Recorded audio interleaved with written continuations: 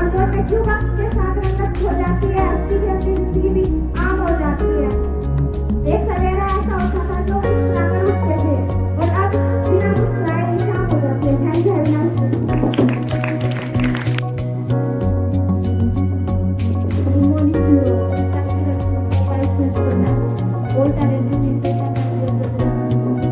Today I want to deliver a वो जमाना भी कितना अच्छा रहा होगा, ये सफेद दाढ़ी वाला बाप भी बच्चा रहा होगा, हाथ में सलेट मुंह में चाट लेकर टैंकर से वाले के पीछे भागता होगा, सर पे काले घने बाल लेकर कोई पतंग उड़ाने जाता होगा। तो झुर्रियों वाला बाप भी कभी बच्चा रहा होगा, वो आग दिखा के डरा देता है, वो भी किसी चीज से डरता होगा। जिसके कंधे पे आज इतनी जिम्मेदारी है, वो भी किसी के कंधे पे बैठ के मेरा देख जाता होगा। वो डांट देता है बात बात पर, शायद उसे डांटने वाला कोई था ही नहीं, उसे बना दिया पप्पू समझदार, शायद उसे बनना था ही नहीं। वो भर भर के मिठाइयाँ खाता होगा, बच्चों के गाने सुनाता होगा, रोज़ का सिंपल बनना चाहता होगा। बाहर से पक्का बनने से पहले दोनों को बच्चा रहा होगा, सफेद गाड़ी वाला बाप भी बच्चा रहा होगा। आणि comment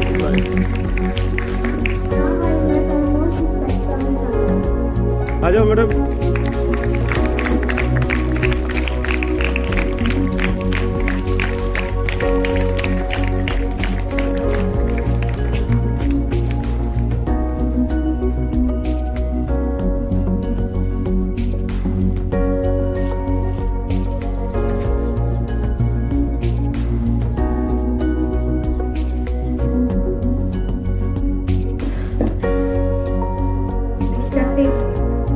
Racing sir, all the staff members and my dear students.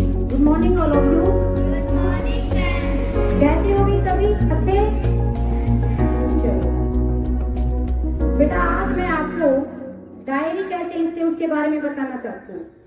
जो आपका लास्ट पीरियड होता है 8th पीरियड, तो उसमें अलग अलग सब्जेक्ट्स की वही आज पूरे दिन जैसे आप सपोज करो 9 है तो पहला पीरियड सपोज करो मैथ का आया, तो मैथ में टीचर ने जो काम दिया वो कैसे लिखेंगे, कैसे क्या करेंगे। जैसे मैंने चैप्टर करवाया चैप्टर नंबर 8, चैप्टर का नाम है ट्रायंगल एंड इट्स प्रॉपर्टी।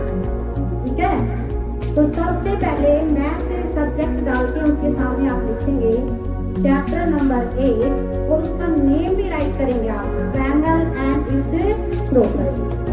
फिर उसके अंदर मैंने कौन सी एक्सरसाइज करवा दी, एक्सरसाइज 8.1 मैंने 5 क्वेश्चन करवाए या 6 करवाए, तो आप उसमें लिखोगे exercise 8.1 5 question solve in fair notebook. तो ये मैथ की प्रॉपर्टी होगी।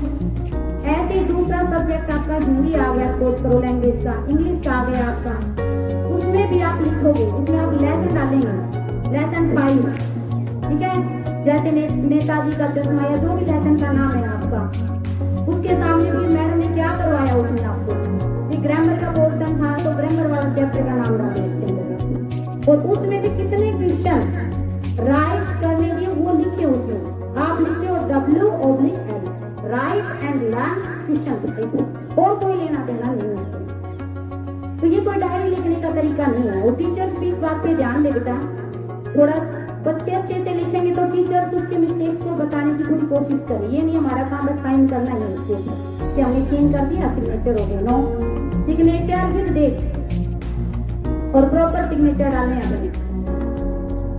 अगर बच्चे ने कोई मिस्टेक्स दी है तो आप उसको बताइएगा कि बेटा ये ऐसे मत लिखो, इस पे ऐसे लिखो। अगर आपको दिक्कत आ रही है तो 1-2 दिन के लिए प्रत्येक टीचर अपनी डायरी साइड में ब्लैक बोर्ड पर लिख कर दे जाए, ताकि बच्चे को वो हैबिट बन जाए लिखने की धीरे-धीरे।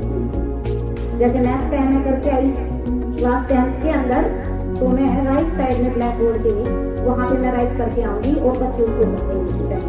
सेकंड पीरियड आया इंग्लिश का, तो इंग्लिश के टीचर वहाँ पे राइट डाउन करके आएंगे। ये जो बड़े वाले बच्चे हैं ना, ये भी छोटे बन गए हैं बिल्कुल। बच्चों का तो चलो वो तो छोटे हैं, अभी भी कोई चीज़ का पता नहीं है, लेकिन धीरे धीरे जो हमारी जो राव मैडम स्कूल की नींव है वो प्राइमरी स्कूल ही तो है, किड से लेकर के तो बच्चे आगे जाके आप उठते हैं। एक ये बात काफी सुनने को मिलती है कि पहले तो बच्चा ठीक था, बाद में कमजोर हो गया। ऐसा कुछ नहीं है, हमारे हाथ में 5 उंगलियां इक्वल नहीं है। कोई बच्चा टॉपर है, कोई मीडियम है, लो लेवल का है, उसको उठाना टीचर का रिस्पॉन्सिबिलिटी बनती है टीचर्स की। और कोई भी टीचर एक दूसरे पे ऐसे ये ब्लेम ना करे कि मैडम आपने क्या पढ़ाया, सर आपने क्या पढ़ाया। प्राइवेट सेक्टर में जब कोई टीचर आ जाता है तो मेरे हिसाब से कोई बैठ के पैसे नहीं देते, मेहनत के पैसे ही लिए जाते हैं और मेहनत के ही दिए जाते हैं। तो कोई भी टीचर अपने अंदर ऐसे इनसिक्योर महसूस ना करे। अगर कोई अपना दिल से काम कर रहे हैं तो कोई दिक्कत ही नहीं है। क्या समस्या है? कोई समस्या नहीं है इसमें से।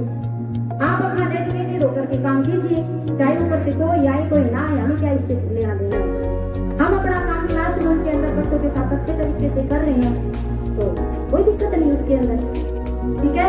तो ये जो प्राइमरी वाले बच्चे हैं, टीचर्स मैडम्स ये भी ध्यान दे डायरी के ऊपर स्पेशली आज चेक किया जाएगा। और ये नहीं कि एक दो दिन चेक कर दिया फिर वही रूटीन चल गई।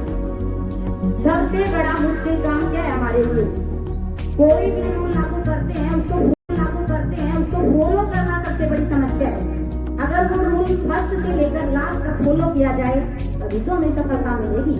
2-3 दिन बच्चों के भी चाव रहता है, 2-3 दिन टीचर्स के भी चाव रहता है कि ये नया करना है, उसके बाद फिर वही लाइन चल पड़ते हैं वो। वैसे डायरी, किसी के पास तो डायरी नहीं है, तो ये डायरी नहीं है तो ये क्लास इंचार्ज का टीचर की ड्यूटी बनती है ना। जब राव जगह स्कूल में बच्चा पढ़ रहा है तो डायरी, श्री कृष्णा स्कूल की डायरी लेके क्यों आएगा? तो जिस स्कूल का बच्चा है उसी स्कूल से डायरी परचेज करे। इन बच्चों को पता नहीं कहाँ से माइंड मिल जाता है, क्या क्या करने लग जाते हैं। तो आप उनको गाइडेंस करो ना। करते हैं ये नहीं कि करते नहीं, लेकिन एक दो बच्चे भी ऐसे होते हैं, थोड़े पेरेंट्स भी ऐसे होते हैं जो उस चीज को सीरियसली नहीं लेते। तो आप उनसे कोई भी तो उससे बात करके पता चलेगा क्या कारण है क्या नहीं है।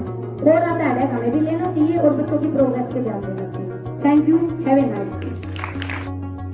ये थी Rao Jairam senior secondary school की परेड।